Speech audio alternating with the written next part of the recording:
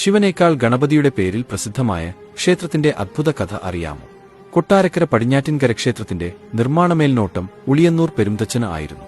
ക്ഷേത്രനിർമ്മാണത്തിനിടയിൽ അദ്ദേഹം പ്ലാന്തടിയിൽ ഒരു ചെറിയ ഗണപതി വിഗ്രഹം ഉണ്ടാക്കി. അദ്ദേഹം ഈ വിഗ്രഹവുമായി പ്രധാന പുരോഹിതനെ സമീപിച്ച് ശിവപ്രതിഷ്ഠയ്ക്കു ശേഷം ഈ ഗണപതി വിഗ്രഹം കൂടി പ്രതിഷ്ഠിക്കണം എന്ന് ആവശ്യപ്പെട്ടു. എന്നാൽ അദ്ദേഹം പെരുന്തച്ചന്റെ അപേക്ഷ നിരസിച്ചു. ഇവിടെ ശിവനെയാണ് പ്രതിഷ്ഠിക്കേണ്ടതെന്നും ബ്രാഹ്മണനായ തന്നെക്കാൾ അറിവ് പെരുന്തച്ചനില്ലെന്നുമായിരുന്നു അദ്ദേഹത്തിന്റെ പ്രതികരണം. നിരാശനായ പെരുന്തച്ചൻ കിഴക്കേക്കര ശിവക്ഷേത്രത്തിൽ എത്തി. അപ്പോൾ അവിടുത്തെ പുരോഹിതൻ ശിവൻ നിവേദിക്കാനായി കൂട്ടപ്പം ഉണ്ടാക്കുകയായിരുന്നു. പെരുന്തച്ചൻ അദ്ദേഹത്തോട് ഗണപതിയെ അവിടെ പ്രതിഷ്ഠിക്കാമോ എന്ന് ചോദിച്ചു. പുരോഹിതൻ സമ്മതിക്കുകയും പെരുന്തച്ചൻ ഗണപതിയെ തെക്കോട്ട് ദർശനമായി പ്രതിഷ്ഠിക്കുകയും ചെയ്തു. അനന്തരം പെരുന്തച്ചൻ പുരോഹിതനോട് ചോദിച്ചു, ഉണ്ണിഗണപതി എന്തായാലും വിശന്നിരിക്കുകയാവും.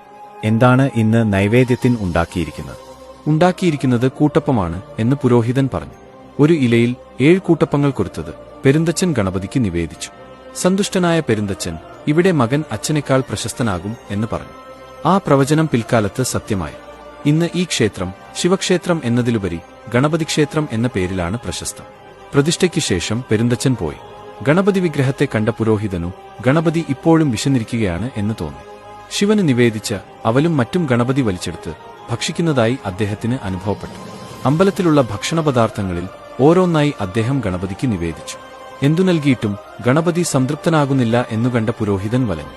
ഗത്യന്തരമില്ലാതെ അദ്ദേഹം ഗണപതിക്ക് മുന്നിലിരുന്നു തന്നെ അരിപ്പൊടിയും കദളിയും ശർക്കരയും ചേർത്ത് ചെറിയ ഉണ്ണിയപ്പങ്ങൾ ഉണ്ടാക്കി നിവേദിക്കാൻ തുടങ്ങി. ഇപ്പോഴും ക്ഷേത്രത്തിലെ പ്രധാന പ്രസാദമാണ് ഉണ്ണിയപ്പം.